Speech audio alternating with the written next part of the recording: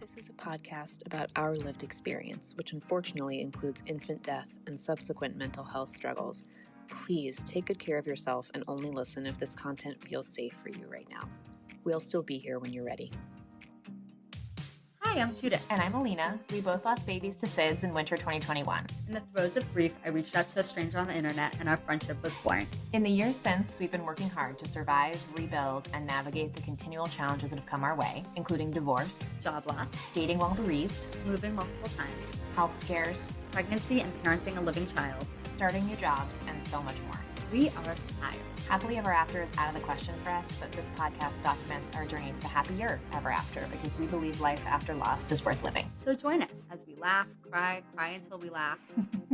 Welcome to As Long As I'm Living podcast. We're so glad you're here.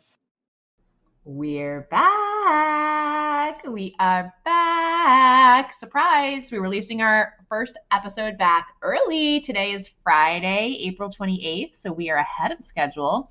We are back to the podcast. We are so excited to be back, releasing a little bonus episode today to whet your appetite. We are actually officially back on Monday with a really, really, really good episode for TFMR Awareness Day next week. We're really excited about that one, but until then, please go ahead and listen to some normal Alina Judith rambles, and we hope you enjoy. We are so happy to be back. Thank you all for your patience as we took a break. And we are ready and amped and so excited to be back. So enjoy the episode and we'll see you on Monday. Okay, hold on. How's this? Better? Wait, it's really echoey. I think you just I pressed the wrong button. I figured it out. How's this? Better? Oh my God. So much better. Yeah. Somebody asked me today if you and I speak on the phone every day in our normal lives or how frequently we speak. When we're not recording a podcast. So I think we should answer that. We talk every day. Multiple times per day. Multiple times a day. I actually looked at her like she was an alien. I was like, what? I was like, why? What? Of course I talk to her every single day. She's like, you talk to a lot of people on the phone. But there are many people who I love dearly in my life who I don't talk to every day. Yes. Your internet is so bad. Yeah, Judith. but you know, there's something about what? Go open your door. Your internet is so Oh, it's classic As Long As I'm Living podcast. Back to As Long As I'm Living podcast, Hot Mess Express, as usual. Here we are. We're back. We're back. And how is my Wi-Fi? Hold on, I gotta fix it. It's terrible is what it is. No worries, I got it. Okay, better. This should be perfect. I should be in my prime. Okay? You're freaking perfect. Am I bad? I'm not in my prime. It's not good. You're like, I think I should be in my prime. But it's better, right? The audio is good. The Wi-Fi is better. good. Yeah. Okay. We're good. We can go with this. We are back. We're back. As I said to my yoga instructor, I'm home. She didn't think that was funny. She just kind of looked at me, but whatever. So how are you? You know, I think that's a funny question to ask because I think you and I are having hard days. Mm-hmm. So I don't know if it's necessarily accurate, but why don't you start? Because I think you're actually in a better place than I am. Do you really think that? I literally not was today. On the floor for 45 not minutes. Today. No, I think today you are in a much worse place than I am, but in general, I think you're in a better place than I am. I think that's accurate. Yeah. So I'll let you go first. How am I? I am here. It's so funny because from where I stand, I just think you look so good, so happy, so light. And it feels good to know you're miserable. Oh, I am miserable. I don't know. That's such a hard question to answer. I'm sorry about my cat in the background. He's just singing. I just have to put my nails. Can you hear him? Yeah, I can. He's really unhappy. He's actually really happy. He's just singing the song of his people. Oh. He's standing on top of the refrigerator singing a little tune. How are you is such a hard question to answer because, like, if you look at my life, I'm bad, right? I'm bad. I have a dead kid. I am not where I want to be in my life right now. Oh my God, Miguel, hi honey. Yes, I hear you. You're very cute. I don't want to hear you right now though. It's bad. But then I also I'm good sometimes and happy. So like, how am I? Like literally changes minute to minute. Overall in the scope of my life, terrible. Overall in the scope of the last 2 years, great. If you look at the scope of the last 6 months, things are worse. If you look at the scope of the last week, things are worse. If you look at it just today, I'm bad. Wow, I love your answer right now. I really love it. I really do. I think it's such an honest and good answer. And what I find as ironic is I feel like, you know what you said, I'm not where I want to be in my life. I Yeah. feel like I look at you and I'm like, oh, Alina's where I want to be in my life. Not meaning not without children, just like so secure in other Yeah. parts of your life, like things with you and your partner. Everything is like hunky dory. You guys are in your honeymoon phase. You guys are like financially really stable, like looking to buy a house and like your Yep. dream house and like spending your summers like at a lake house and on like a beautiful place. And like I feel like I've had so much instability when it comes to not, my household's employment, my Yeah. household, like where we're living. The idea that you're like buying a forever home in like a town that has like a downtown main street and then you're gonna like go drink at your local bar. Like to me, I'm so jealous and I look at you and I'm like, oh, I want to be where she is. But obviously, I get it. You don't have a child in your arms. Like, I don't Yeah. necessarily want to be where you are. But I'm just saying, Yeah. There are so many components of my life that I look at on good days and I'm so grateful for. And then yeah, on days like today, I look at my life and I'm like, fuck. yeah, If things had gone according to plan, I would be married for 7 years with a 3.5-year-old and probably like a 1-year-old or 1.5-year-old. I'd have a house. I'd be like a mom of two.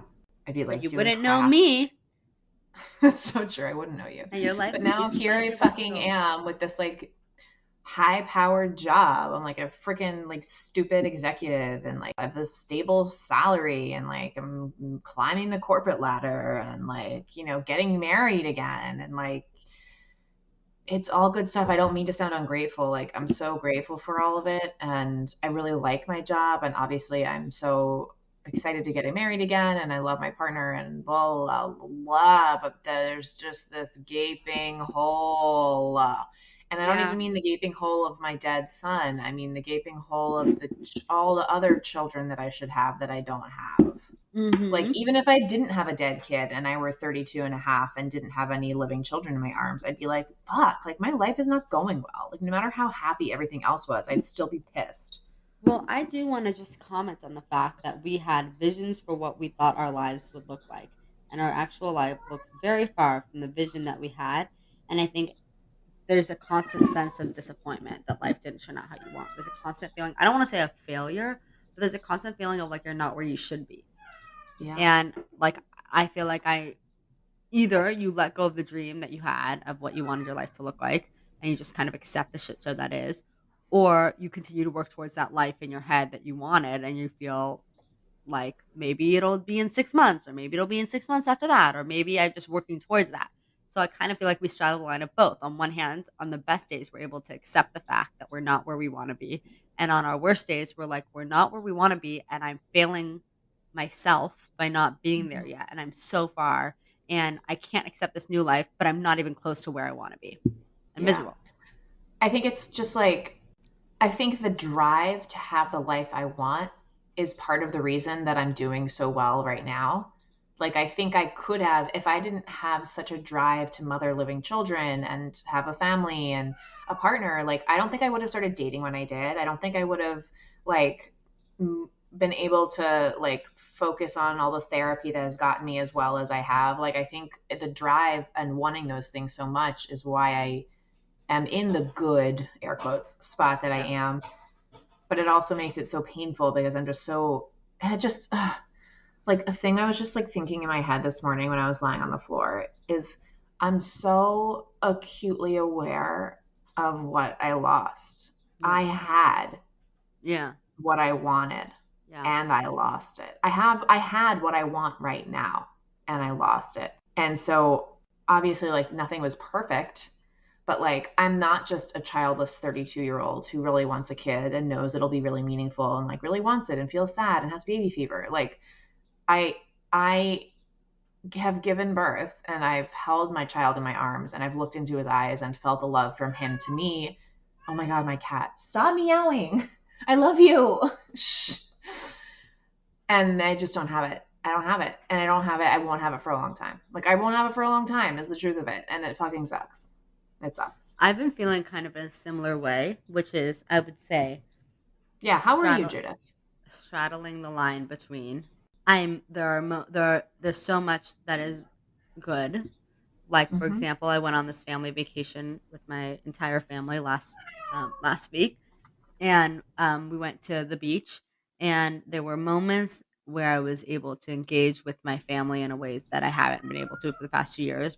There were so many moments where I was able to laugh and be lighthearted and lie on the beach and close my eyes and listen to the waves, a sense of peace, and feel like I did for the first 29 years when I went to the beach, a place where I was able to like really feel like happy. And in that exact same moment where I was able to see how far I've come and where I was so proud of myself, I was at the same time very acutely aware of how miserable I am. It's Miserable. hard to explain, but I was both so happy and so proud of how far I come and so miserable and so far from where I want to be. Oh my God. Yes. Yes. It felt like I was on this beautiful, like 10 out of, it felt almost like my body was split in half and I could lean into the sun and feel like that 10 out of 10 things are perfect. I don't want to be anywhere else. I'm exactly what I want in my life. And then it was almost like, and something would slightly, like a wind would come and it was so easy to just push the other side and it was clouds and rainy and just horrible challenges and like misery. And it just felt like I was so on the cusp where I have one foot in this real world, a world of joy, a world of presence, a world of family, a world of alive children, alive family. And then I have one foot in this grieving, sad, miserable shit. And I You have so one foot in like a clearly, fucking bear trap. yes. And I so clearly feel both in a way that a year ago I didn't. Yeah. In a year ago, I was stuck in the shit. And I could maybe on my best days see a glimmer of hope, maybe. Now I'm half in the glimmer of hope and half in this pile of shit. And it doesn't feel as good as you think it would. Like, it feels very really unstable. doesn't feel very good. No, it feels very unstable. It feels very inconsistent. It feels like I don't think our brains like to feel conflicting things. I think we can do it. I think we do it all the time, but I don't think we feel good. And I feel like that's exactly what I am. I am feeling like conflicting feelings constantly. And that's new because I think a year ago I wasn't feeling, I was feeling conflicting feelings within the shit, but I wasn't feeling like conflict between joy and misery. Yeah. Yeah. I think I used to be, when I would feel little snippets of joy, I think I was almost more present in them because it was like a glass of water after I'd been in the desert. Yeah. And now, I don't know, are we getting complacent about the happiness that we feel? No, I don't think so. I don't know, think I'm getting complacent. It's hard. It's hard. It just doesn't feel as good as I want it to feel because things are still really hard. Things are really hard. I mean, I want to again acknowledge that we're talking about this on like a bad day. Like, I'm having a bad day today. The day was a floor day. And I don't always feel so shitty, but like, I don't know. Like, I feel like you asked the question, like, how are you? And I'm like, I'm bad. Yeah. Like, I'm pretty bad. Just overall, not so hot. But I called you the other day. I called you on Sunday and you're like, I'm great. I know, I was great on Sunday. Yeah. This is the reality of losing a child. Yeah. Of trauma, of being traumatized. And trauma. And here you are 2 years later, it still affects you constantly in this way. Yeah. So how are we? We're doing the best we can. And we're straddling the line between life and death. And that's kind of just how we are. And you know what else too is so interesting? Like, we were on the phone today earlier, and we're on the phone, as we talked about like in the beginning of this episode, like we talk on the phone every single day. And your daughter is 1. Oh yeah, we should talk about that briefly. She's 1, which is crazy. Yeah, she's 1. And she's around all the time, and I love seeing her. But today, for the first time in a long time, her crying in the background was like really triggering for me. Yeah. For the first time, like, actually, I think ever in her life specifically, which is, that just goes to show like it never ends. Yeah. Well, I think the triggering from the crying does end, but I hear what you're saying. Yes, like, I think it's like I'm not as triggered by like babies crying on TV or like whatever, Yeah. but like it's just when you're in a bad spot, like you just feel so sensitive and like Yeah. like it's just so hard to just be in your body. Even now. It is. This is a very rambly episode. Well, let's just kind of get back to the point, which is that let's do like we took a break. We took a break because there was a lot going on for both of us. I think we both really needed it. I would say that this Oh, break has yes. really allowed me to focus more energy on my family. And I don't think I've come to any resolutions. I don't think it's fixed any problems, but it certainly has made it like easier to focus on, I guess. And I know you focused a lot on planning a wedding, and you've kind of been navigating some like IVF potential things. And so it's been 6 weeks, and I feel like I'm in a different place, but in the same place. Have I ever told you the analogy of a slinky? Have I told you that analogy? No. It's a really good one. The idea is that like you're back, you feel like you're in the same place as you were before, because in terms of the spiral, you're back at, the beginning, but you're in a different place because you're one ring down. So you're the exact place, but you're also in a different place. And you're like, I like it. Yeah. And I feel that's how it's been in the 6 weeks since we've had this break, that I'm in the exact same place. I'm dealing with the exact same challenges. They look slightly different yet. My husband continues to be grieving intensely. And I'm just doing the best I can. And anyway, my point is just that like we're in the same place but different places. But I do think that it feels really good to be back, because it feels someone asked me the other day, they're like, is it really hard for you to go into that place of the podcast and talk about loss and talk about grief and she was like, is it hard, or do you want to be like moving forward and moving on and moving and talking about like joy and like going into that angle? And I said, I like looked at her like a little strange, and I was like, these things are happening in my head. Like the conversations are happening in my head constantly. So even if I'm not having a podcast about it, I can assure you that I'm dealing with challenges that are based in the loss, regardless of whether or not I talk about it. Right. I feel like both of us are like re-energized now. Like we have so many ideas of episodes, and I think we were like, what do we even talk about? Like when we took a break 6 weeks ago, I remember multiple times we were like, what the fuck should we even record about this week? I don't know. And now we have like a list of like 7 episodes that we're like going to record bang, bang, bang, bang, bang. Because we're just like so amped, you know? We're so amped. Yeah. But it feels good to have this space with you again to be able to talk about it. To all of our wonderful new friends, we want to hear from you. Email us at aslongasimlivingpodcast@gmail.com and follow us on Instagram at aslongasimlivingpodcast. We'll get back to you as soon as our grieving brains allow. Yay!